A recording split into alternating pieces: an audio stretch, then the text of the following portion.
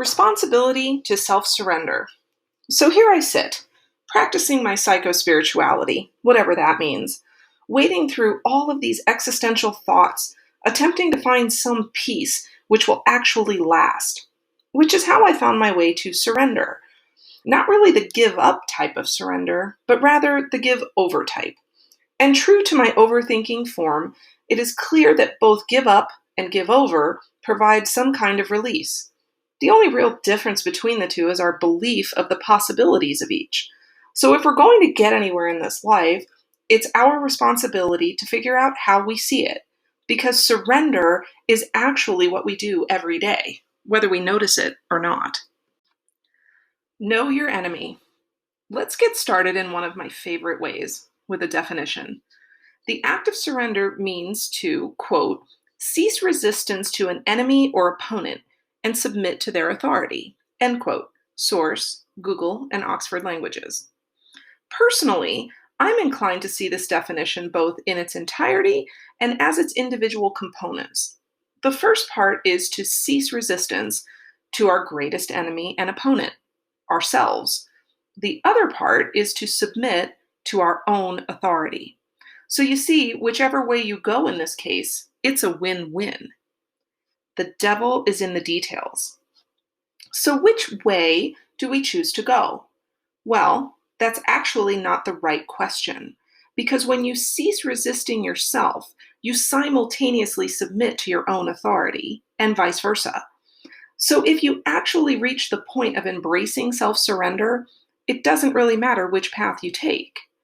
The real question we should be asking ourselves is, if we're not surrendering to ourselves every day, to what or who are we surrendering? The truth for most of us is that we spend our days in a whirl of reactions to the external barrage of stimulus we receive. We get lost in the musts and shoulds of life.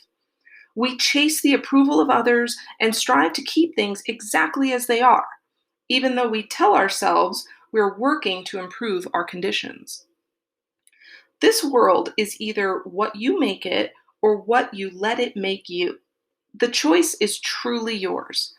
To choose the former gives you back your authority, which also requires you to take responsibility and start defining your experience. This will allow you to cease resistance to yourself and resolve the dissonance between your outer reality and your inner reality. The latter leaves the responsibility of your life in the hands of the sister's fate. And this is the path many choose, because it's easier. Well, maybe not quite easier, but requires less thought, which removes the onus of responsibility, or so we think. Responsibility of choices. However you approach the world, as what you make it or what it makes you, you are responsible for the outcome of your own life. How so? Because you made one of two choices. Choice 1, reactive, choosing to let the outer reality dictate our thoughts and how we respond to our lives.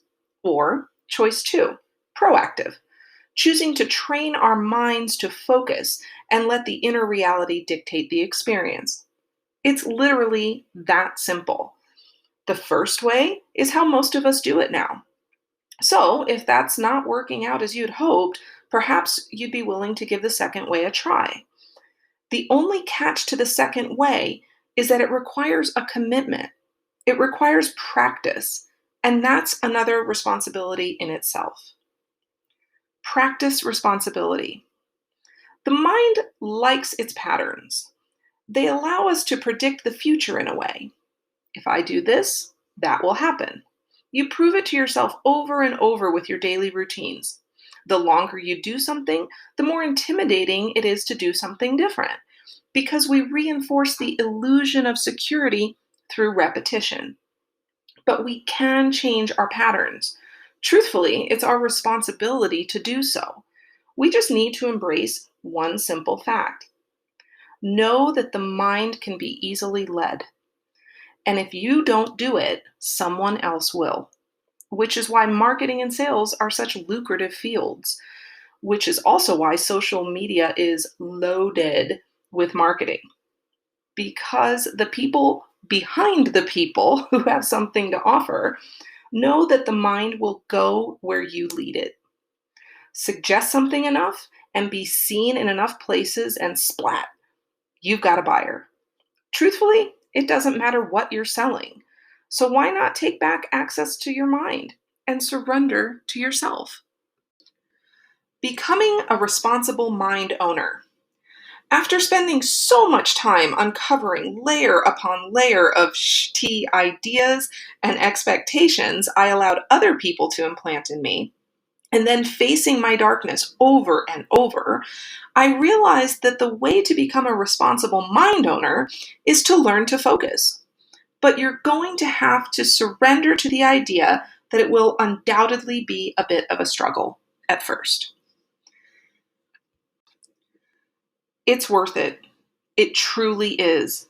Because it's not just life which is within our control. Our peace is within our control. Such good news, right? The only problem is we're an impatient bunch, especially these days.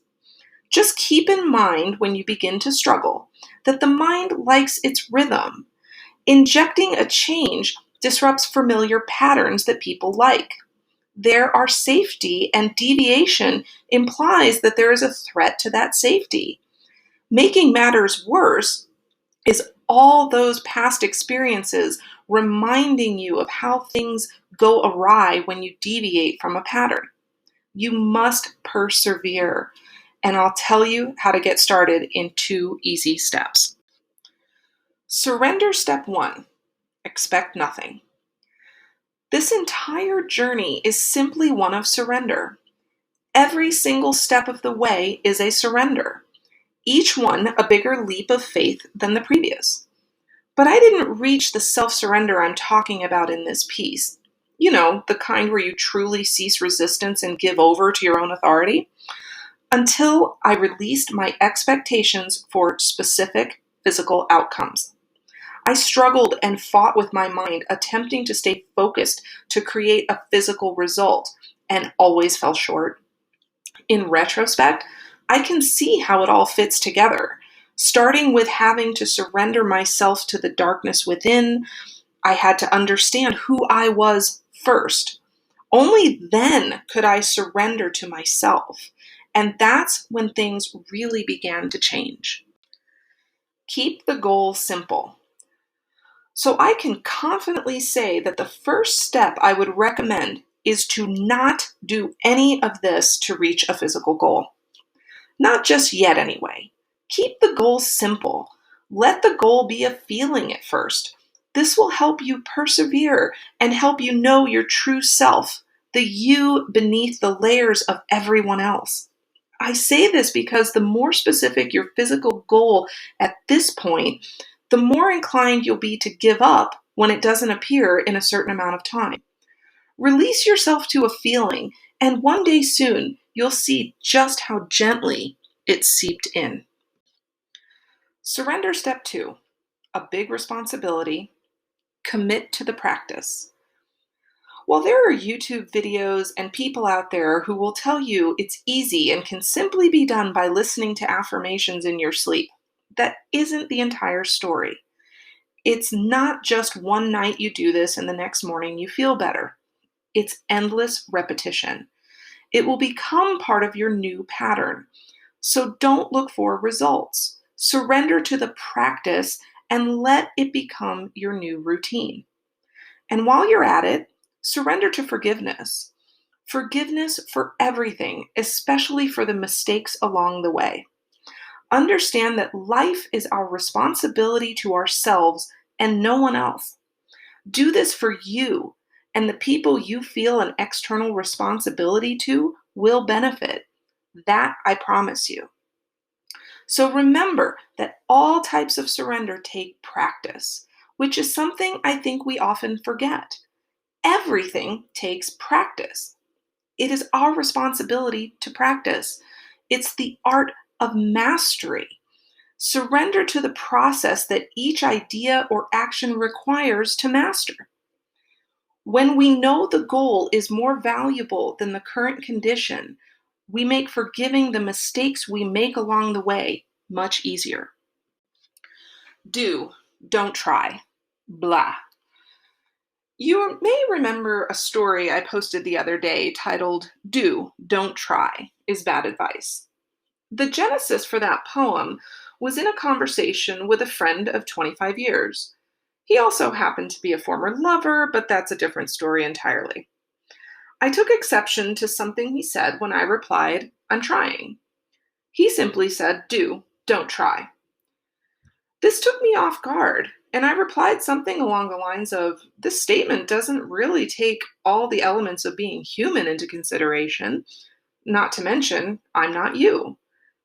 I don't know why I was surprised by his direct and unforgiving reply. He was always a cut and dry, no nonsense kind of guy. And when I was younger, I was the same. But today is different for me. Him, not so much. I chewed on this on and off for the day. And while I realized that changing his mind isn't my responsibility, the next morning I sent him a text. Morning, I'm refuting what you said yesterday. I've been giving do, don't try a lot of thought, simply because it doesn't sit right with me. By applying this head full of logic and philosophy, it's evident that they're one and the same. One is just more forgiving of all the human elements. The other leaves no room for error and actually discourages failure by promoting it as a weakness. And no wise man has ever come to be without many failures first. To try means a willingness to practice and improve. It proves that there are things we don't know, but are willing to seek. To each their own, encouragement isn't the same for everyone, but encouragement with the complexity of the human condition in mind should at least be a consideration. The responsibility of a moral. When we commit to something we want to learn, we approach it with a different kind of intention, an intention of practice. And within practice, we expect to have to try and try again. Our responsibility to surrender is no different. Seek to become a master of self-surrender, and you will find forgiveness and peace all along the way. Just remember that every master had to practice, and every master still practices. It's ongoing and ever evolving. The existential condition. When we commit to the endless need to surrender to ourselves, we uncover the exploration of not only the self, but also the human condition. When we explore the human condition within ourselves, we are better able to approach the world and the people around us with compassion and, dare I say it, logic. And so this is how I have come to infuse the world around me with the lessons I learned from within, including my Mr. Darcy Existential Erotica series. You see, all along this psycho-spiritual journey, I was inclined to say that my self-surrender was the last step, but it is very clear to see that surrender is the first thing we need to do, and then we just keep doing it over